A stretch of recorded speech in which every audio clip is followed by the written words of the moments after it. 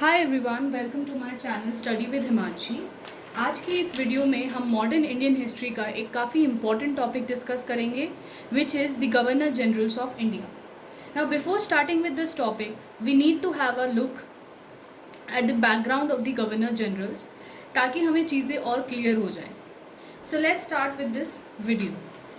Now governor generals जब भी हम पढ़ते हैं तो हम शुरुआत करते हैं गवर्नर जनरल ऑफ बंगाल से, ठीक है, क्योंकि गवर्नर जनरल ऑफ इंडिया की जो पोस्ट है वो लेटर ऑन बनी थी। उससे पहले जो उसका प्रिकर्सर था वो था governor general of Bengal. Governor general of Bengal को ही कन्वर्ट करके 1833 के चार्टर एक्ट के through this post was made governor general of India, ठीक है। तो थोड़ा सा बैकग्राउंड देखो कि जो लास्ट गवर्नर था बंगाल का उसको बना दिया गया था governor general of Bengal by the regulating act of 1773। अगर आपने मेरा हिस्टोरिकल बैकग्राउंड वाला वीडियो देखा है इंडियन पॉलिटी का तो आपको ये थोड़ा आइडिया होगा कि रेगुलेटिंग एक्ट ऑफ 1773 में जो गवर्नर ऑफ बंगाल की जो पोस्ट थी इसको बना दिया गया था गवर्नर जनरल ऑफ बंगाल। तो फिर इसके बाद जो गवर्नर जनरल ऑफ इंडिया की पोस्ट आई वो आई थी 1833 के चार्टर एक्ट के थ्रू। 1833 का जो चार्टर एक्ट आया था उसने इस पोस्ट को गवर्नर जनरल ऑफ बंगाल को गवर्नर जनरल ऑफ इंडिया बना दिया, ठीक है। उसके बाद जो गवर्नर जनरल ऑफ इंडिया है इसको viceroy of India viceroy of India कहलाने लगा आफ्टर दी 1858 का जो एक्ट था, act for betterment of India. उस एक्ट के बाद 1857 का जब रिवोल्ट हुआ था तो उसके बाद एक एक्ट आया था, act for the betterment of India. तो उस एक्ट के बाद ये वाली पोस्ट बन गई थी वाइसरॉय ऑफ इंडिया। तो आज के इस वीडियो में हम बेसिकली डिस्कस करेंगे the governor of Bengal, governor general of Bengal and the governor general of India. So let's start with the governor general of Bengal. So first we will start with the first Governor General of Bengal, Warren Hastings. Warren Hastings का time period था 1773 से 1785 तक। From 1772 to 1774 he was the last governor of Bengal and फिर 1773 का regulating act आने के बाद he became the first Governor General of Bengal. Remember this thing. Warren Hasting was the only governor general against whom impeachment proceedings जो है initiate हुई थी। तो अगर प्रीलिम्स में इस तरीके से स्टेटमेंट दे दिया जाता है कि who was the first governor general और you can say only governor general जिसके खिलाफ इम्पीचमेंट प्रोसीडिंग्स इनिशिएट हुई थी, तो that was Warren Hastings. Warren Hastings के पीरियड को ट्रायल एंड एरर भी बोला जाता है, ठीक है, बिकॉज काफ़ी सारे एक्ट्स आए थे और फिर उनमें इम्प्रूवमेंट्स भी हुए थे। जैसे कि आपका रेगुलेटिंग एक्ट आया था 1773 में। फिर रेगुलेटिंग एक्ट में क्या था, it provided for establishment of a court of directors जिसमें 24 डायरेक्टर्स अपॉइंट किए गए 4 साल के लिए। इन डायरेक्टर्स का क्या काम था, ये सबमिट करेंगे जितनी भी डॉक्यूमेंट्स इनको मिल रही हैं कंपनी की इंडिया से, तो ये किसको सबमिट करेंगे, ब्रिटिश गवर्नमेंट को। तो this was the work of court of directors. तो रेगुलेटिंग एक्ट के through court of directors appoint किए गए जो बेसिकली रिपोर्ट करेंगे जो भी मैटर है इंडिया से वो ब्रिटिश गवर्नमेंट को। ऑल्सो 1773 के रेगुलेटिंग एक्ट से ही गवर्नर जो है बंगाल का that was made the governor general of Bengal. फिर आया था आपका Pitt's India act. Pitt's India act भी काफ़ी इंपॉर्टेंट है। जो आपके रेगुलेटिंग एक्ट 1773 में जो भी शॉर्ट कमिंग्स देखी गई, जो भी प्रॉब्लम्स देखी गई, उनको रेक्टिफाई करने के लिए लाया गया था पिट्स इंडिया एक्ट 1784 में। नाउ इस पिट्स इंडिया एक्ट में क्या हुआ था कि बोर्ड ऑफ कंट्रोल स्टैब्लिश किया गया था। ये बोर्ड ऑफ कंट्रोल ब्रिटेन में स्टैब्लिश किया गया था to supervise the company's affair in India. India के जो ईस्ट इंडिया कंपनी है उसके अफेयर्स को सुपरवाइज करने के लिए बोर्ड ऑफ कंट्रोल स्टैब्लिश किया गया था। अब क्या था कि जो court of directors regulating act के थ्रू स्टैब्लिश किया गया था, इसका काम था कि जो कमर्शियल फंक्शंस हैं ईस्ट इंडिया कंपनी के उनको सुपरवाइज करना। ऑन दी अदर हैंड जो बोर्ड ऑफ कंट्रोल स्टैब्लिश किया गया था इसका काम था एडमिनिस्ट्रेटिव फंक्शंस जो हैं ईस्ट इंडिया कंपनी के उनको सुपरवाइज करना। So these were the two differences, ठीक है। इसके साथ ही there was the appointment of collectors जो कि कलेक्ट करेंगे रेवेन्यू भी और जुडिशियल अफेयर्स भी देखेंगे। तो कलेक्टर्स को ड्यूअल फंक्शन थे इनके, रेवेन्यू भी कलेक्ट करना होता था और जुडिशियल अफेयर्स भी देखने होते थे, maintenance of law and order as such, ठीक है। फिर जुडिशरी में what all changes came and what all happened in during the time of Warren Hasting. Civil और क्रिमिनल कोर्ट स्टैब्लिश किए गए हर डिस्ट्रिक्ट में, और supreme court of Calcutta establish किया 1774 में। ये जो प्रोविज़न है सुप्रीम कोर्ट स्टैब्लिशमेंट का, ये रेगुलेटिंग एक्ट 1773 में आया था। अगर आपने मेरा historical background of Indian constitution वाला वीडियो देखा है तो वहाँ पे हमने रेगुलेटिंग एक्ट ऑफ 1773 काफ़ी डिटेल में डिस्कस करा है, और वहाँ पे हमने देखा था कि it provided for the establishment of supreme court of Calcutta. तो इस सुप्रीम कोर्ट में 1 चीफ जस्टिस प्लस 3 अदर जजेस वर देयर, प्लस आपका जो दूसरा है वो है एलिजा एमपी, जो है he was appointed as the first chief justice of the supreme court, Elijah Impey. इसके बाद जो इम्पॉर्टेंट चीज़ हुई थी that was the establishment of Calcutta Madrasa 1781 में during the time of Warren Hastings. Now ये इम्पॉर्टेंट इसलिए है क्योंकि ये पहला ऐसा एजुकेशनल इंस्टीट्यूट था जो कंपनी ने इस्टेब्लिश किया था इंडिया में। इसके बाद जो अनदर इम्पॉर्टेंट चीज़ थी वो था establishment of Asiatic society of Bengal. इसका ईयर काफ़ी इंपॉर्टेंट है और इससे रिलेटेड प्रीवियसली भी क्वेश्चंस पूछे जा चुके हैं अदर कॉम्पिटिटिव एग्जाम्स में भी और यूपीएससी में भी। तो ये बहुत इंपॉर्टेंट है कि Asiatic society of Bengal establish हुई थी वॉरेन हेस्टिंग के टाइम पे। किसने इस्टेब्लिश की थी? सर विलियम जॉन्स ने। And why it was establish? To understand the Indian culture as such, Indian culture को समझने के लिए, ताकि कंपनी और इफेक्टिवली रूल कर सके। And Asiatic society of Bengal was the first one to translate the Bhagavad Gita into the English. This is also an very important fact. इसके साथ ही the first Indian newspaper, first ever Indian newspaper, वो publish हुआ था Warren Hasting के time पे, जिसका नाम था Bengal Gazette, and this was publish by James Augustus Hickey. ये क्वेश्चन भी बहुत बार पूछा जाता है, हर कॉम्पिटिटिव एग्जाम में पूछ लिया है ये कि बंगाल गैजेटी कौन इसका एडिटर था? जेम्स ऑगस्टस हिक्की, एंड ये पहला इंडियन न्यूज़पेपर था इंडिया का। इसके साथ जो वॉरेन हेस्टिंग्स के टाइम पे जो इम्पोर्टेंट वॉर्स हुए थे उनके बारे में भी हमको आइडिया होना चाहिए। तो रोहिला वॉर 1774 में वॉरेन हेस्टिंग के टाइम पे हुआ था, पहला Anglo Maratha war which happened from the 1775 से 1782। ये भी वॉरेन हेस्टिंग्स ने लड़ा था और इसमें ट्रीटी ऑफ सलबाई साइन हुई थी 1782 में। नाउ आपको ना जितने भी इम्पोर्टेंट वॉर्स हैं, जैसे एंग्लो मराठा वॉर हैं, एंग्लो मैसूर वॉर हैं, एंग्लो सिख वॉर हैं, तो ये सब वॉर्स आपको याद होने चाहिए, और कौन से गवर्नर जनरल के टाइम पे ये वॉर हुए थे, क्या ट्रीटी साइन हुई थी और इनका टाइम पीरियड, ये बहुत अच्छे से याद होना चाहिए प्रीलिम्स के लिए। तो specially you should remember these thing. इसके साथ ही जो सेकेंड एंग्लो मैसूर वॉर है वो भी वॉरेन हेस्टिंग के टाइम पे हुआ था। 1780 to 84 was the time period, और treaty of Mangalore as a result of this war was signed in 1784। तो ये दो बहुत इंपॉर्टेंट वॉर्स हैं ये, पहला एंग्लो मराठा वॉर और सेकेंड एंग्लो मैसूर वॉर। अगर आपने हिस्ट्री पढ़ी है तो आपको पता होगा एंग्लो मराठा वॉर 3 हुए थे, ठीक है, और टोटल जो एंग्लो मैसूर वॉर हुए थे वो 4 हुए थे। एंग्लो से मतलब होता है यहाँ पे ब्रिटिशर्स, ठीक है, ब्रिटिशर्स के बीच में और मैसूर के बीच में टोटल 4 वॉर हुए थे। पहला वॉर जो हुआ था वो हुआ था 1767 से 1769 तक। सेकंड हुआ था वॉरेन हेस्टिंग के टाइम पे 1780 to 84। थर्ड वाला हुआ था आपका 1790 to 92, और 1799 में हुआ था आपका fourth Anglo Mysore war. Now we will see कि वॉरेन हेस्टिंग के टाइम पे एक और चीज़ हुई थी, वो थी सप्रेशन ऑफ द सन्यासी revolt. This is a very famous revolt जिसको सप्रेस किया गया था वॉरेन हेस्टिंग के टाइम पे। इसके बाद अब हम देखेंगे next governor general, that is the Lord Cornwallis. Lord Cornwallis का टाइम पीरियड था 1786 से 1793, ठीक है। ये काफ़ी सक्सेसफुल गवर्नर जनरल कह सकते हो आप, क्योंकि इसने बहुत सारे एडमिनिस्ट्रेटिव रिफॉर्म्स लाए, और and he was the first to codify the laws. Indian laws को कोडिफाई करने की बात भी पहली बार किसने की थी? कॉर्नवालिस ने।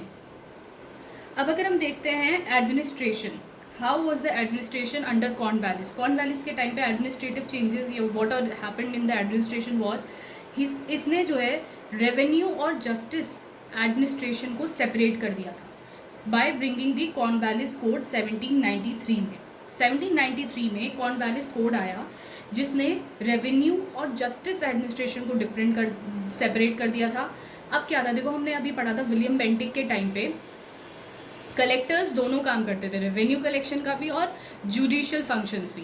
बट कॉर्नवालिस के टाइम पे ये रेवेन्यू और जुडिशियल एडमिनिस्ट्रेशन को सेपरेट कर दिया गया। अब कलेक्टर्स सिर्फ रेवेन्यू कलेक्शन के लिए रिस्पॉन्सिबल थे, they were not responsible for the judicial administration. Judicial functions के लिए अलग से अरेंजमेंट्स की गई।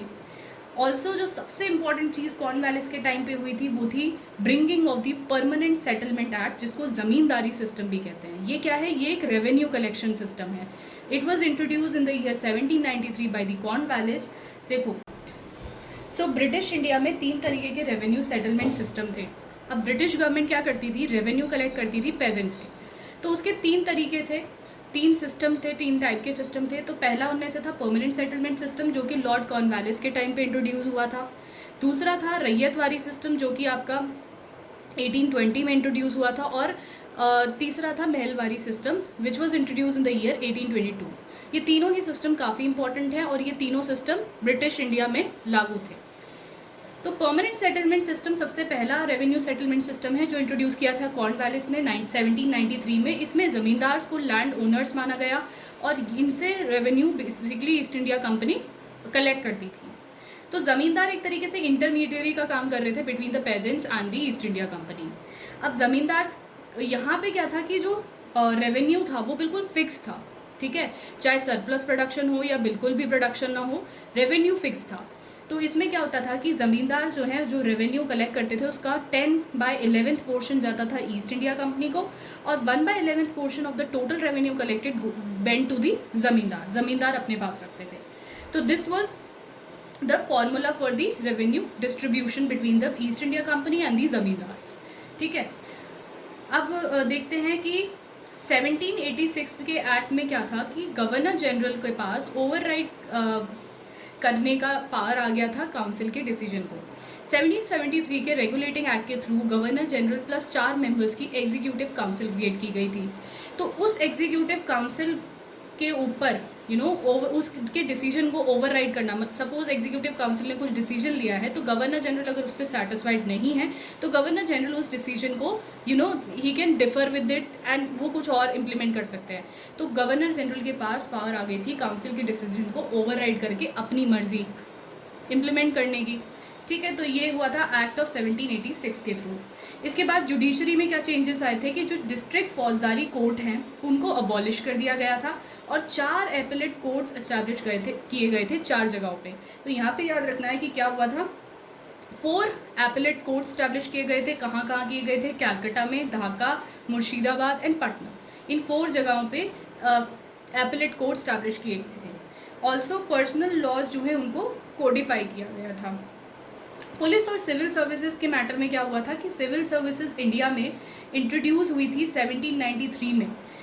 Cornwallis was the one who introduce civil services in India in the year 1793। क्यों इंट्रोड्यूस हुई थी? करप्शन को चेक करने के लिए। अब कैसे याद रख सकते हो आप? देखो 1793 में एक तो आया था regulating act, permanent settlement act आया 1793 में, सिविल सर्विसेज भी इंट्रोड्यूस की गई 1793 में। तो दिस इज़ वेरी इंपॉर्टेंट, 1793 में ये 3 चीज़ें इंपॉर्टेंट हुई थी। इसके बाद पुलिस रिफॉर्म्स भी कॉर्नवालिस ने लाया, जिसमें कि क्या था कि ओल्ड जो सिस्टम था, इंडियन एंशिएंट सिस्टम था, उसी को रिवाइव किया गया, उसी को इम्प्लीमेंट किया गया। इसमें क्या किया गया कि हर डिस्ट्रिक्ट में थाना होगा, ठीक है, पुलिस स्टेशन को हिंदी में थाना बोलते थे, थाना होगा, उसको हेड कौन करेगा? एक दरोगा जो कि एक इंडियन होगा, ठीक है। उसके ऊपर डिस्ट्रिक्ट का हेड कौन होगा? SP, which will be the superintendent of police, जो कि रिस्पॉन्सिबल होगा to maintain the law and order. Earlier ये किसके पास में था? ये फंक्शन कलेक्टर के हाथ में था, बट कॉर्नवालिस ने इसको चेंज करके पुलिस रिफॉर्म्स लाए जो कि काफ़ी इंपॉर्टेंट थे। तो एक थाना सिस्टम, दरोगा, एसपी, दे वर अपॉइंटेड। फिर जो इम्पॉर्टेंट वॉर हुआ था कॉर्नवालिस के टाइम पे, एक ही इम्पॉर्टेंट वॉर हुआ था and that was third Anglo Mysore war, जिसका टाइम पीरियड था 1790 to 92। Treaty of Seringapatam was sign in this war, ठीक है। तो सेकेंड एंग्लो मैसूर वॉर हमने देखा था विलियम बेंटिक के दौरान हुआ था, थर्ड हुआ था कॉर्नवालिस के दौरान। फिर हम देखते हैं next governor general, that was sir John शोर। सर जॉन शोर का टाइम पीरियड था 1793 से 1798।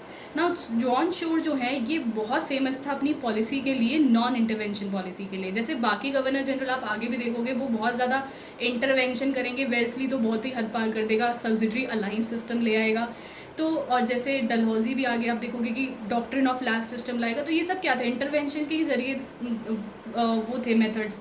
बट जॉन शोर ने कंप्लीट अपनी पॉलिसी फॉलो करी नॉन इंटरवेंशन की, कि कुछ भी इंटरवीन नहीं करेगा वो लोकल मैटर्स में। फर्स्ट चार्टर एक्ट 1793 का सर जॉन शोर के टाइम पे इंट्रोड्यूस किया गया था, ठीक है। और दूसरी इंपॉर्टेंट चीज़ हुई थी बैटल ऑफ खारदा 1795 में, जो कि हुई थी निज़ाम्स और मराठास के बीच में।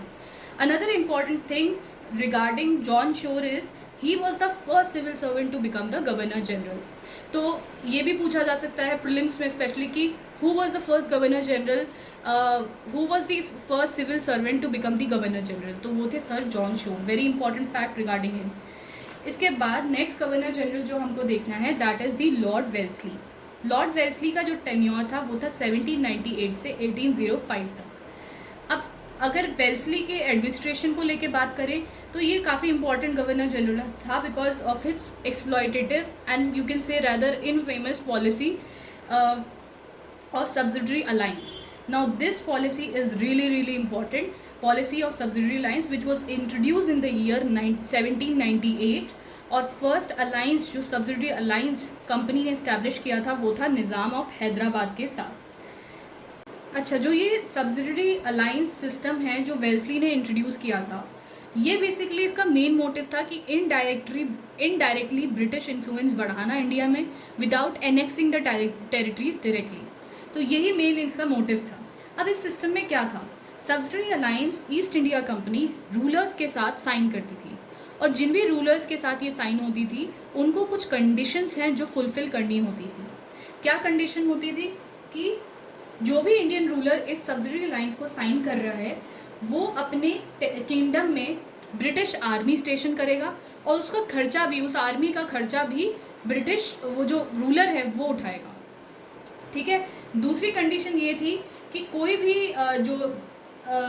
जो सपोज रूलर है वो किसी भी यूरोपियन को एम्प्लॉय नहीं करेगा अपनी सर्विस में without the prior permission of the company. Also the third condition was that he has to keep, the ruler has to keep the British residence within his हिज कोर्ट। अपने कोर्ट में British residence रखना होगा हमेशा, and the company और also जो ruler है वो अपनी एक्सटर्नल रिलेशंस जो हैं वो कंडक्ट नहीं करेगा without the mediation of the company. कोई भी किसी भी बाहर के इंसान के साथ एक्सटर्नल रिलेशंस जो भी कंडक्ट करने हैं वो कंपनी के मीडिएशन में होंगे। और इसके बदले में कंपनी क्या प्रॉमिस करती थी कि अगर आप पे कोई अटैक करता है तो हम अपनी आर्मी प्रोवाइड करेंगे, हम हेल्प प्रोवाइड कर देंगे। ये इनका बदले में एक तरीके का वो था एश्योरेंस। और एंड में कंपनी क्या बोलती थी कि हम इंटरफेयर नहीं करेंगे आपके इंटरनल मैटर्स में, ठीक है। तो ये था सब्सिडरी अलायंस सिस्टम। ये काफ़ी एक्सप्लॉयटेटिव था अगर आप इसको देखो तो, और ये ब्रिटिश का इन्फ्लुएंस काफ़ी बढ़ा रहा था रूलर्स के केस में। इसके बाद जो फॉर्मेशन ऑफ मद्रास प्रेसिडेंसी हुआ था वो भी लॉर्ड वेल्सली के टाइम पे हुआ था। 1801 में मद्रास प्रेसिडेंसी फॉर्म की गई थी, वेरी इंपॉर्टेंट। सिविल सर्विसेज में देखें तो फोर्ट विलियम कॉलेज 1800 में कैलकाटा में इस्टेब्लिश किया था लॉर्ड वेल्सली ने। ये क्यों किया था फोर्ट विलियम कॉलेज? ये इस्टेब्लिश किया था लॉर्ड वेल्सली ने सिविल सर्वेंट्स को वहाँ पे ट्रेन करने के लिए, ठीक है। इसके बाद सेंसरशिप ऑफ प्रेस एक्ट लाया वेल्सली ने to impose the war time press restrictions. जब भी कोई वॉर होगा तो उस टाइम पे प्रेस पे रेस्ट्रिक्शंस लगाए जाएंगे, तो सेंसरशिप प्रेस एक्ट आया 1799 पे वेल्सली के टाइम। वेल्सली के टाइम पे भी दो इंपॉर्टेंट वॉर्स हुए थे, जस्ट लाइक वॉरेन हेस्टिंग हमने देखा था। तो वेल्सली के टाइम पे हुआ था second Anglo Maratha war and the fourth Anglo Mysore war, ठीक है। तो ये दोनों जो इंपॉर्टेंट वॉर्स हैं ये हुए थे लॉर्ड वेल्सली के टाइम पे। और second Anglo Maratha war as a result of that treaty of Bassein was signed in the year 1802। ये जितने भी वॉर है ना, Anglo Maratha, Anglo Mysore, Anglo Sikh, Nepal, Burma, ये इन सब की टाइमलाइन आपको अच्छे से याद होनी चाहिए, ठीक है। और कौन सी ट्रीटी किस में साइन हुई थी, कौन से गवर्नर जनरल के टाइम पे ये वॉर हुए थे, ये प्रीलिम्स के लिए तो मोस्ट इंपॉर्टेंट फैक्ट्स हैं। तो वेल्सली के टाइम पे हुआ था second Anglo Maratha war and fourth Anglo Mysore war. This was the last Anglo Mysore war जो कि वेल्सली के टाइम पे हुआ था। और मैसूर को एक तरीके से मैसूर के साथ सब्सिडरी अलायंस सिस्टम वेल्सली ने साइन कर लिया था इन द ईयर 1799। इसके बाद आता है जो गवर्नर जनरल है वो है sir George Barlow. Sir George Barlow के टाइम पे कुछ इतना सिग्निफिकेंट नहीं हुआ था, सिर्फ एक चीज़ है जो इनके टाइम पे हुई थी मेजर इवेंट, जो है वेल्लोर म्यूटिनी। वेल्लोर म्यूटिनी हुई थी 1806 में। ये क्या था, सिंपली इंडियन सोल्जर्स ने इंग्लिश ऑफिशियल्स के खिलाफ अपना रिवोल्ट किया था, ठीक है। Why, because they were being exploited, they were being discriminated, इस वजह से। इसके बाद हम देखते हैं next governor general, that was lord Minto one. Lord Minto one इसलिए यूज़ कर रहे हैं बिकॉज आगे जो है हमें लॉर्ड मिंटो टू भी आएगा एक, ठीक है, इसलिए लॉर्ड मिंटो वन यहाँ पे यूज़ करते हैं। तो लॉर्ड मिंटो वन का टेन्योर था 1807 से लेके 1813। Charter act of 1813 Lord Minto one के टाइम पे आया था। चार्टर एक्ट ऑफ 1813 ने क्या किया था, इससे ईस्ट इंडिया कंपनी की जो मोनोपोली है वो इंडिया के साथ एंड कर दी गई थी। तो ये एक बहुत सिग्निफिकेंट चीज़ है जो चार्टर एक्ट 1813 में हुई थी कि ईस्ट इंडिया कंपनी को मोनोपोली जो मिली हुई थी ट्रेड करने की इंडिया के साथ, वो एंड कर दी गई। अब और भी ब्रिटेन की जो कंपनीज़ हैं, ट्रेडिंग कंपनीज हैं, वो आके ट्रेड कर सकते हैं इंडिया में। एक्सेप्ट देयर वाज एक्सेप्शन कि ट्रेड इन टी और ट्रेड विद चाइना, वो अब भी मोनोपोली थी ईस्ट इंडिया कंपनी की। इसके बाद हमको देखना है कि लॉर्ड मिंटो वन के टाइम पे ट्रीटी ऑफ अमृतसर साइन हुई थी महाराणा रंजीत सिंह के साथ। महाराणा रंजीत सिंह जो कि सिख किंगडम के एक राजा थे, उनके साथ ट्रीटी ऑफ अमृतसर साइन की थी लॉर्ड मिंटो वन ने। This treaty was basically for perpetual friendship, एक एज अ फ्रेंडशिप ट्रीटी थी जो 1809 में साइन हुई थी। ये याद रखना, ये काफ़ी इंपॉर्टेंट ट्रीटी है। इसके बाद जो नेक्स्ट गवर्नर जनरल थे वो थे लॉर्ड हेस्टिंग्स। लॉर्ड हेस्टिंग का टाइम पीरियड है 1813 से लेके 1823 एंड लॉर्ड हेस्टिंग्स भी काफ़ी इंपॉर्टेंट गवर्नर जनरल है। इसके टाइम पे क्या हुआ था, he was the first British officer जिसने इंडियंस को हायर पोस्ट पे अपॉइंट करना शुरू किया था। तो he was the first British officer to do so, जिसने इंडियंस को एक हायर पोस्ट ऑफ रिस्पॉन्सिबिलिटी देना शुरू किया था, जैसे इंडियन मुंसिफ बना दिया। अब एडमिनिस्ट्रेशन की बात करें तो लॉर्ड हेस्टिंग्स के टाइम पे रैयतवारी सिस्टम आया था। अभी हमने डिस्कस किया था ना रेवेन्यू सेटलमेंट सिस्टम, कॉर्नवालिस के टाइम पे परमानेंट सेटलमेंट सिस्टम आया था। ऐसे ही ये रेवेन्यू सेटलमेंट सिस्टम था दूसरे तरीके का रैयतवारी सिस्टम, जो कि इंट्रोड्यूस हुआ था लॉर्ड हेस्टिंग्स के टाइम पे। इसको इंट्रोड्यूस किया गया था मद्रास, बॉम्बे और आसाम के एरियाज़ में, और ये इंट्रोड्यूस हुआ था इन द ईयर 1820। बहुत इंपॉर्टेंट है रैयतवारी सिस्टम, 1820 में इंट्रोड्यूस हुआ था। यूपीएससी में इस पर बहुत क्वेश्चन आ चुके हैं। एंड ये इंट्रोड्यूस करने वाला कौन था specifically, Thomas Munro. Thomas Munro कौन था, governor of Madras. He was the governor of Madras. He introduce the system in Madras, Bombay and Assam areas. ये जो सिस्टम है रैयतवारी सिस्टम, ये काफ़ी इंपॉर्टेंट है क्योंकि इसने बहुत मेजर पोर्शन ऑफ इंडिया को कवर किया था। अराउंड 50% जो एरिया था वो इस सेटलमेंट सिस्टम के अंडर कवर्ड था, इसलिए ये इंपॉर्टेंट है। और इस सिस्टम में क्या था, इस सिस्टम में जैसे परमानेंट सेटलमेंट सिस्टम में हमने देखा था कि ज़मींदार हैं उनको owner of the land consider किया जाता था और रेवेन्यू उनसे कलेक्ट किया जाता था। बट इस सिस्टम में डायरेक्टली जो पेजेंट्स है, रैयतवारी से मतलब तो देखो रियत होते हैं पेजेंट्स, तो इस वजह से इस सिस्टम को यहाँ पे क्या होता था, डायरेक्टली पेजेंट से रेवेन्यू कलेक्ट किया जाता था। तो इस वजह से इस सिस्टम को रैयतवारी सिस्टम कहते हैं, जहाँ पे डायरेक्टली पेजेंट्स को ओनर ऑफ द लैंड समझा जाता था और उन्हीं से डायरेक्टली कंपनी डील करती थी, कोई भी इंटरमीडियरी नहीं होता था लाइक ज़मींदार एंड ओनर। तो यहाँ पे क्या होता था कि यहाँ पे जो सेटलमेंट है, जो रेवेन्यू है वो फिक्स नहीं होता था, दैट कीप्स ऑन चेंजिंग। जैसे परमानेंट सेटलमेंट में रेवेन्यू वॉज फिक्स्ड, चाहे कितना सरप्लस प्रोडक्शन हो चाहे बिल्कुल प्रोडक्शन ना हो।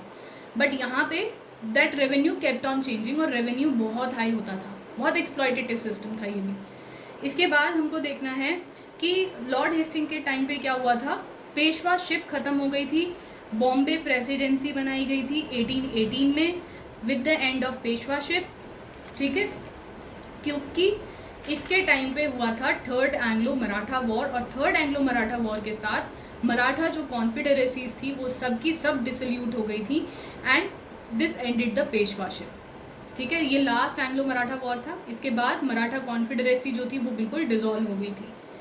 और जो इम्पोर्टेंट वॉर्स हुए थे हेस्टिंग के टाइम पे वो था एंग्लो नेपाल वॉर, जो कि 1814 से 1816 तक चला था, और इसके एंड में ट्रीटी ऑफ सगौली साइन हुई थी 1816 की। अब ये तो आपको अच्छे से याद होना चाहिए कौन से वॉर में कौन सी ट्रीटी साइन हुई थी, कब हुई थी, कौन गवर्नर जनरल था, तो ये तो आपको याद करना पड़ेगा। इसके बाद ऑल्सो लॉर्ड हेस्टिंग ने जो नॉन इंटरवेंशन पॉलिसी थी सर जॉन शोर की, उसको रिप्लेस करके इम्पीरियलिस्टिक पॉलिसी ले आए हैं। ये वॉर और एनेक्सेशन में बहुत बिलीव करता था। ये चाहता था कि ज़्यादा से ज़्यादा ब्रिटिश जो इंडियन टेरिटरी है वो उसको अनेक्स कर सके। Another thing that was done was he abolished the censorship of press act, और इसने पहला वर्नाकुलर न्यूज़पेपर भी इसके टाइम पे लॉन्च हुआ था जिसका नाम था समाचार पत्रिका। This was publish. वर्नाकुलर से क्या मतलब होता है? अपनी जो लोकल लैंग्वेज, मातृभाषा, ठीक है। तो वर्नाकुलर न्यूज़पेपर समाचार पत्रिका पहला इसी के टाइम पे पब्लिश हुआ था। बस यही चीज़ इसने ठीक की थी। इसके बाद आता है next governor general, that is the Lord Amherst. Lord Amherst का टाइम पीरियड था 1823 से लेके 1828 तक। इसके टाइम पे जो इम्पॉर्टेंट चीज़ें हुई थी, बहुत ज़्यादा सिग्निफिकेंट चीज़ें नहीं हुई थी। बस एक ही चीज़ इम्पॉर्टेंट है, वो है Anglo Burmese war. Anglo Burmese war 1824 से 1826 तक हुआ था। अब देखो यहाँ पे याद रख सकते हो, एंग्लो नेपाल वॉर हुआ था 1814 से 1860, ऐसे ही एंग्लो बर्मीज़ वॉर में आपको 2 ऐड कर देना है यहाँ पे, 1824 से 1826 तक हुआ था एंग्लो बर्मीज़ वॉर। और इसका as a result of this war एक पीस ट्रीटी साइन हुई थी जो थी ट्रीटी ऑफ यंडाबू, 1826 में ये साइन हुई थी। Another important thing that happened during the time of Lord Amherst was the capture of Bharatpur. Bharatpur capture कर लिया गया था 1826 में। Mutiny of Barrackpore, this is also important event जो 1824 में हुआ था। ये जैसे वेल्लोर म्यूटनी थी, इसी तरीके की ये म्यूटनी थी बैरकपुर में हुई थी। इंडियन सिपॉयज़ ने ब्रिटिश ऑफिसर्स के खिलाफ रिवोल्ट किया था। इसके बाद हम देखते हैं जो नेक्स्ट गवर्नर जनरल है, that is the lord William Bentinck. Lord William Bentinck is very very important because he was the last governor general of Bengal and he was also the first governor general of India.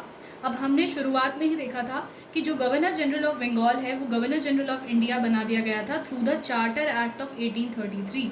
1833 का charter act enact होने के बाद the last governor general of Bengal who was William Bentinck became the first governor general of India. अब यहाँ पे इससे जो भी हम स्टार्ट करेंगे वो होंगे गवर्नर जनरल ऑफ इंडिया। अब तक हमने जो पढ़े वो थे गवर्नर जनरल ऑफ बंगाल। सो इसके बाद हम देखते हैं विलियम बेंटिक के टाइम पे जुडिशरी में क्या हुआ था। देखो जो 4 सर्किट कोर्ट्स थे जो हमने देखा था कॉर्नवालिस के टाइम पे स्टैब्लिश हुए थे 4 जगहों पे, वो बेसिकली उन कोर्ट्स को अबॉलिश कर दिया विलियम बेंटिक ने, और उनके जो फंक्शंस हैं वो वापस से ट्रांसफ़र कर दिए कलेक्टर्स को। मतलब पुराना सिस्टम दोबारा लिया जो विलियम बेंटिक के टाइम में था। इसके बाद 1833 में लॉ कमीशन अपॉइंट किया गया मैकले के अंडर। ये किस लिए किया गया? इंडियन लॉज को कोडिफाई करने के लिए। ये भी बहुत इंपॉर्टेंट है। The law commission, Macaulay Law Commission, it is very important. It was set up in the year 1833 for the codification of the Indian laws. Indian laws को codify करने के लिए। इसके बाद पुलिस में क्या हुआ था changes? Office of SP abolish कर दिया गया। मतलब जो कॉर्नवालिस के टाइम पे चेंजेस हुए थे वो थोड़ा अबॉलिश कर दिए। 4 कोर्ट्स थे वो अबॉलिश कर दिए गए। ऑफिस ऑफ एसपी जो कॉर्नवालिस के टाइम पे इस्टेब्लिश किया गया था वो अबॉलिश कर दिया गया। कलेक्टर और मजिस्ट्रेट को हेड बना दिया गया पुलिस फोर्स का इन हिज जुरिस्डिक्शन, और कमिश्नर अपॉइंट कर दिया गया हर डिवीजन में एज द हेड, जो कि एक्ट करेगा एसपी की तरह। सती सिस्टम अबॉलिश किया गया। अदर क्रूअल राइट्स अबॉलिश की गई in the year 1829। This is the most important thing, abolition of sati system with the efforts of Raja Ram Mohan Roy ने बहुत एफर्ट्स किए थे इस चीज़ के लिए, अबॉलिशन के लिए। तो उनके एफर्ट्स के साथ सती सिस्टम को अबॉलिश कर दिया गया इन the year 1829 by William Bentinck. Very important thing. Also the resolution of 1835 was taken, जिसमें एजुकेशनल रिफॉर्म्स लाए गए और इंग्लिश को एज ऑफिशियल लैंग्वेज इंट्रोड्यूस किया गया। ये थे resolution of 1835 in the educational field. इसके साथ ही एक इम्पॉर्टेंट चीज़ थी, वो था सप्रेशन ऑफ द ठगी system in the 1830। Mahalwari system introduce किया गया 1822 में। महलवारी सिस्टम जो है 1822 में ऑलरेडी इंट्रोड्यूस हो गया था, बट अब यहाँ पे ये पंजाब और दिल्ली में इंट्रोड्यूस किया गया during the time of Lord Bentinck. अच्छा, हमने ये मिस कर दिया है महलवारी सिस्टम, ये भी डिस्कस कर लेते हैं। महलवारी सिस्टम इंट्रोड्यूस हुआ था 1822 में during the time of Lord Hastings only. यहीं पर देखो 1822 में ही महलवारी सिस्टम भी आया था। महलवारी सिस्टम में क्या होता था? ये ना थोड़ा थोड़ा उसी के जैसा था जैसे ज़मींदारी परमानेंट सेटलमेंट सिस्टम है। इसमें ये था कि जो 2-3 ग्रुप विलेजेस का ग्रुप बना दिया जाता था और उसको महल कहा जाता था। अब उन विलेजेस के जो ग्रुप होता था जिसको महल कहा जाता था, उनका एक हेड अपॉइंट कर दिया जाता था। उस हेड से रेवेन्यू कलेक्ट किया जाता था। अब यहाँ पे भी रेवेन्यू जो था वो फिक्स नहीं था, वो रिवाइज हो सकता था पीरियोडिकली, हर 20-30 साल में वो रेवेन्यू चेंज होता रहता था। तो that was a Mahalwari system. जैसे परमानेंट सेटलमेंट सिस्टम में ज़मींदार इंटरमीडियरी था, यहाँ पे महल का जो हेड बनाया जाता था वो इंटरमीडियरी था। तो थोड़ा लगभग सेम था, बस डिफरेंस मेन यही था कि परमानेंट सेटलमेंट सिस्टम में जो रेवेन्यू था वो फिक्स्ड था, बट महलवारी सिस्टम में वो पीरियोडिकली चेंज हो सकता था।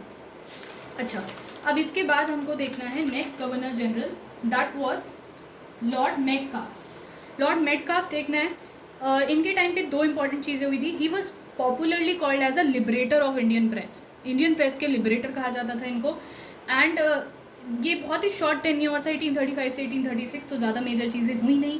नया प्रेस लॉ आया था जिसने सारी रेस्ट्रिक्शंस जो प्रेस पे इंडिया में लगी थी वो सब रिमूव कर दी थी। इस वजह से इसको लिबरेटर ऑफ इंडियन प्रेस कहा जाता है।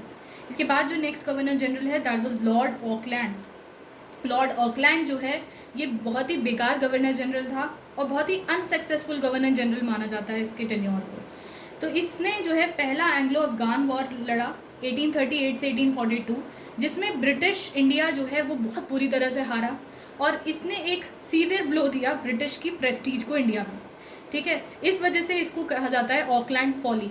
यहाँ पे बहुत बेइज्जती हुई ब्रिटिश की, ब्रिटिशर्स जो है बहुत बुरी तरह से हराए गए एंड इसी वजह से ऑकलैंड की काफ़ी क्रिटिसिज्म हुआ। ऑल्सो एक अनदर इवेंट जो हुआ था इस टाइम पे वो था महाराजा रंजीत सिंह की डेथ 1839 में ही डाइड। इसके बाद लास्ट मुगल एम्परर बहादुर शाह जफ़र भी थ्रोन पे आए थे 1837 में during the time of lord Auckland. Lord Auckland के टाइम पे भी last Mughal emperor Bahadur Shah Zafar came to the throne. इसके साथ ही ट्री पार्टाइट ट्रीटी भी साइन हुई थी रंजीत सिंह के बीच में, शाह शुजा के बीच में who was a Mughal emperor, and Lord Auckland के बीच में 1838 में ये ट्री पार्टाइट ट्रीटी भी साइन हुई थी। तो ये इंपॉर्टेंट चीज़ें हुई थी लॉर्ड ऑकलैंड के टाइम पे। इसके बाद हमको देखना है लॉर्ड एलनबर्ग। लॉर्ड एलनबर्ग का टाइम पीरियड भी इतना टेन्योर भी बहुत शॉर्ट था, तो वो 1842 से 1844 तक ही गवर्नर जनरल ऑफ इंडिया रहा था। एंड इसके टाइम पे 2 इंपॉर्टेंट चीज़ें हुई थी। एक तो हुआ था कि सिंध का एनेक्सेशन 1843 में सिंध को एनेक्स कर लिया गया था, वेरी इंपॉर्टेंट चीज़। और abolition of slavery, this is also very important thing that happen during the time of Lord Ellenborough. ये पूछा जा सकता है कि स्लेवरी अबॉलिश किस गवर्नर जनरल ऑफ इंडिया के टाइम पे हुई थी, तो वो हुई थी लॉर्ड एलनबर्ग। ग्वालियर के साथ वॉर हुआ था 1843 में, ये भी हुआ था। ठीक है, ये इतना इंपॉर्टेंट नहीं। इसके बाद नेक्स्ट गवर्नर जनरल इंडिया का था lord Hardinge one. Lord Hardinge one का टाइम पीरियड था 1844 से 1848 तक। इसके टाइम पे काफ़ी सोशल रिफॉर्म्स इंट्रोड्यूस हुए थे, जैसे कि फ़ीमेल इन्फेंटिसाइड को अबॉलिश कर दिया गया। ह्यूमन सैक्रिफाइस जो बहुत सारे ट्राइब, मतलब जैसे गॉन्ड ट्राइब है उसमें ये प्रेवलेंट था, उसको एंड कर दिया गया। पहला एंग्लो सिख वॉर जो हुआ था 1845 से 46 के बीच में, वो भी लॉर्ड हार्डिंग के टाइम पे हुआ था। And as a result of that treaty of Lahore was sign in 1846। तो ये मेजर इवेंट है, first Anglo Sikh war happen during the time of lord Hardinge one. इसके बाद जो नेक्स्ट गवर्नर जनरल है which is very very important governor general, वो है Lord Dalhousie. Lord Dalhousie का जो टेन्योर था वो था 1848 से 1856। और इसके टाइम पे एडमिनिस्ट्रेटिव चेंजेस क्या हुए थे कि डॉक्ट्रिन ऑफ लैप्स इंट्रोड्यूस हुई थी। नाउ ये डॉक्ट्रिन ऑफ लैप्स जो है ये बहुत इंपॉर्टेंट चीज़ है।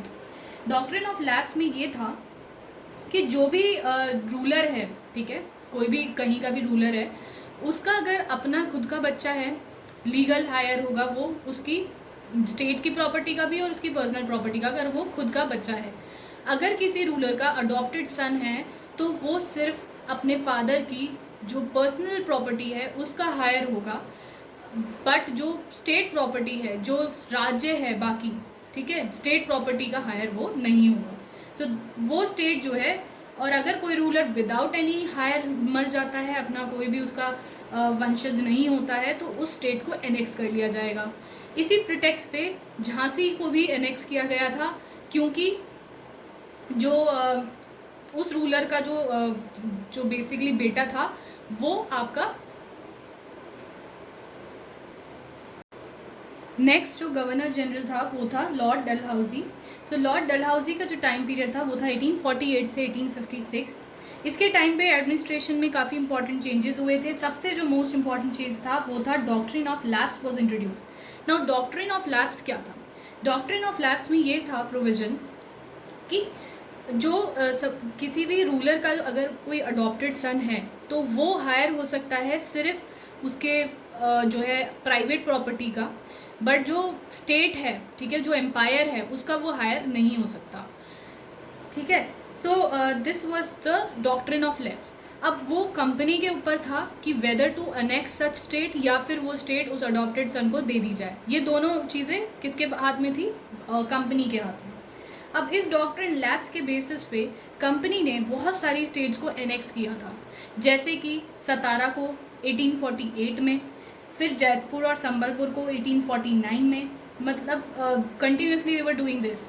फिर अनेक्स किया था उन्होंने इस प्रिटेक्स्ट पे उदयपुर को 1852 में, झांसी को अनेक्स किया था 1853 में। मोस्ट इम्पॉर्टेंट, झांसी में भी क्या था कि अडॉप्टेड सन था, लीगल हायर उसको नहीं कंसिडर किया गया, और प्राइवेट प्रॉपर्टी वो हायर कर सकता था अपने फॉस्टर फादर की, but he could not hire the state basically. ठीक है, तो इसी चीज़ पे रानी की झांसी जो थी, उन्होंने बोला था मैं अपनी झांसी नहीं दूंगी, बिकॉज ईस्ट इंडिया कंपनी जो थी उसने ये डिसाइड कर लिया था कि हम इसको झांसी को एनेक्स करेंगे, और लीगल जो अडॉप्टेड जो सन है उसको हम वो ये स्टेट नहीं देंगे। फिर नागपुर के साथ इन्होंने एनेक्स किया था इसको 1854 पे on the pretext of this doctrine of lapse. Awadh को किया था 1856। कहीं ना कहीं ये जो डॉक्ट्रिन ऑफ लैप्स है ये मेन रीज़न बन गई थी for the coming of the 1857 का जो रिवोल्ट, जो हम बाद में देखेंगे कि 1857 में रिवोल्ट आया था, रिवोल्ट हुआ था, which is considered the first war of Indian independence. तो उसका रीज़न कहीं ना कहीं ये डॉक्ट्रिन ऑफ लैप्स थी जो लॉर्ड डलहौजी ने इंट्रोड्यूस की थी। इसके बाद जो इंपॉर्टेंट चीज़ हुई थी वो था विडो रीमैरिज एक्ट पास हुआ था 1856 में during the time of Lord Dalhousie. Ganges canal irrigation reforms भी हुए थे, जो गैंगिस कैनाल है वो ओपन कर दी गई थी 1844 में, और एक सेपरेट पब्लिक वर्क डिपार्टमेंट भी हर प्रोविंस में सेटअप किया गया था। इसके साथ जो डलहौजी के टाइम पे हुआ था वो था वुड्स डिस्पैच। वुड्स डिस्पैच आए थे 1854 में। ये बेसिकली इसको कहते हैं Magna carta of English education in India. This was the system की इंग्लिश एजुकेशन सिस्टम में इंडिया में यूज़ की जाए। ये आया था 1854 में, काफ़ी इंपॉर्टेंट है। चार्ल्स वुड के ब्रॉड दिस डिस्पैच। इसके बाद फर्स्ट रेलवे लाइन जो हुई थी, जो इस्टेब्लिश की गई थी, इंफ्रास्ट्रक्चरल रिफॉर्म्स भी बहुत सारे आए थे, जैसे कि काफ़ी इंफ्रास्ट्रक्चरल डेवलपमेंट हुआ था लॉर्ड डलहौजी के टाइम पे, और जो कि काफ़ी अच्छी चीज़ें थी हमारे लिए indirectly. So first railway line establish की गई थी बॉम्बे और थाने के बीच में 1853 में during the time of Lord Dalhousie. Telegraph line बिछाई गई थी जिसने कनेक्ट किया था कैलकाटा को बॉम्बे, मद्रास और पेशावर से। बाकी जो रीजन्स हैं कंट्री के उनसे कनेक्ट करने के लिए टेलीग्राफ लाइंस भी आई थी। पोस्ट ऑफिस एक्ट आया 1854 में पोस्टल रिफॉर्म्स लाने के लिए। दूसरी जो इम्पोर्टेंट चीज़ हुई थी वो थी सेकेंड एंग्लो सिख वॉर। ये भी लॉर्ड डलहौजी के टाइम पे हुआ था, और इसने क्या किया था, फाइनली एनेक्स कर लिया था पंजाब को 1849 में। इस वॉर के एंड होने पे 2 ही एंग्लो सिख वॉर लड़े गए थे, एक हार्डिंग के टाइम पे था, ठीक है, और एक किसके टाइम पे हुआ था? पहला हमने देखा था लॉर्ड हार्डिंग के टाइम पे हुआ था, और दूसरा हुआ था डलहौजी के टाइम पे। इसके बाद हमको देखना है जो last governor general of India, the lord Canning. Lord Canning का जो as a governor general of India tenure था 1856 से 1857। इसके बाद he continued as the viceroy, first viceroy of India, जो कि हम नेक्स्ट वीडियो में डिस्कस करेंगे। तो lord Canning was the last governor general of India. 1857 का रिवोल्ट जो हुआ था लॉर्ड कैनिंग के टाइम पे हुआ था, बहुत इंपॉर्टेंट चीज़ है। और इसके टाइम पे 3 यूनिवर्सिटी इस्टेब्लिश की गई थी, कैलकाटा में, मद्रास में और बॉम्बे में 1857 के दौरान, ठीक है। तो 3 जगह यूनिवर्सिटी इस्टेब्लिश की गई थी। तो ये 3 चीज़ें हुई थी लॉर्ड कैनिंग के टाइम पे as a governor general of India जब ये था। इसके बाद जो जब ये वाइसरॉय बना दिया गया 1858 के एक्ट के थ्रू, तो उस टाइम पे क्या हुआ था वो हम अलग लेसन में डिस्कस करेंगे। अब यहाँ पे I have provided a trick जिससे हम गवर्नर जनरल्स याद कर सकते हैं, उनका सीक्वेंस याद रख सकते हैं। तो ये एक ट्रिक है, जैसे आपको याद रखना है तो आधे गवर्नर जनरल हम कैसे याद रख सकते हैं, British governor general want corn juice with ginger and mint. अब यहाँ से आप देखोगे डब्ल्यू से सबसे पहले गवर्नर जनरल आया वॉरेन हेस्टिंग, कॉर्न से कॉर्नवालिस, जूस से सर जॉन शोर, विद से आ गया वेल्सली, जिंजर से जॉर्ज बार्लो, फिर मिंट से मिंटो, लॉर्ड मिंटो वन। ठीक है, तो इस तरीके से आपको ये सीक्वेंस याद हो जाएगा। इससे British governor general want corn juice with ginger and mint.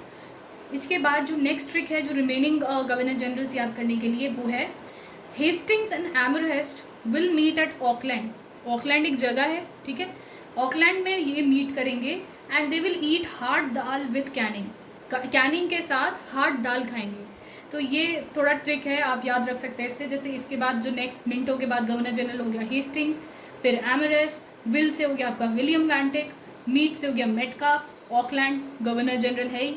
इसके बाद ईट में आपका ई से हो गया एलनबॉर्ग, हार्ड से हो गया हार्डिंग, दाल से हो गया Dalhousie and Canning was the last governor general of India. तो ये एक ट्रिक है जिससे आप ये सीक्वेंस याद रख सकते हो गवर्नर जनरल्स के आने में। So this was all about this lesson. Next lesson में हम जितने भी वाइसरॉयज हैं इंडिया के वो सभी डिस्कस करेंगे काफ़ी डिटेल में। अगर आपको ये वीडियो अच्छा लगा हो तो consider liking this video, sharing it with your friends and also subscribe to my channel if you haven't done so. Thank you.